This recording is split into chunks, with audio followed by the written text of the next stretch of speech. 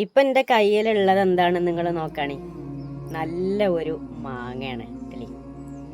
ഈ മാങ്ങ ഞാന് ഈ ഭൂമിയിലെ മാവ് മരത്തിൽ നിന്നാണ് പറിച്ചത് എങ്കിൽ പിന്നെ ഈ മാങ്ങ അവിടെ ഉണ്ടാവില്ല.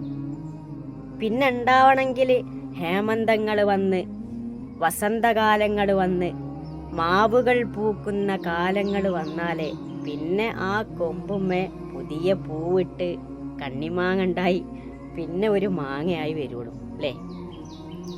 എന്നാൽ ഞാൻ ഈ മാങ്ങ സ്വർഗത്തിലെ മരത്തിൽ നിന്നാണ് പറിച്ചത് എങ്കിലോ, പറക്കും ശരീരതിലുണ്ട് കാറെടുക്കണ്ട, പറിച്ചാലുടൻ മുളക്കുന്നതാ കുറയണ്ട. അതെ, അപ്പോൾ തന്നെ ആ സ്വർഗത്തിലെ മരത്തിലെ കൊമ്പുമ്മ മാങ്ങ ഉണ്ടായി വരും. ഇതാണ് ഭൂമിയും സ്വർഗവും തമ്മിലുള്ള വ്യത്യാസം.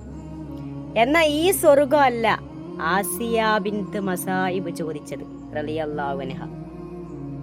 പിന്നെ ഏത് സ്വർഗ ആസിയ ബീവി ചോദിച്ചത്?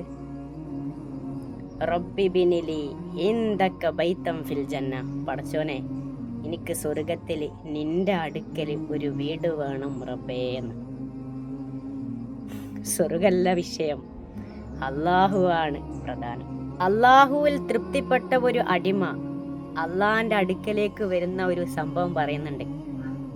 അള്ളാഹു അപ്പോ ആ അടിമനോട് പറയത്രേ, ഞാൻ നിനക്ക് നരകം വിധിക്കട്ടെ എന്ന്.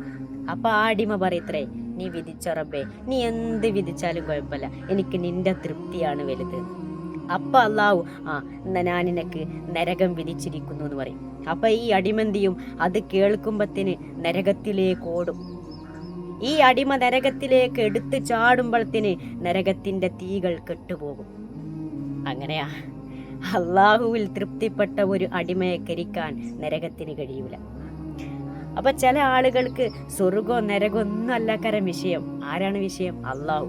അള്ളാന്റെ തൃപ്തിയാ വേണ്ടത്, അള്ളാനാണ് വേണ്ടത്.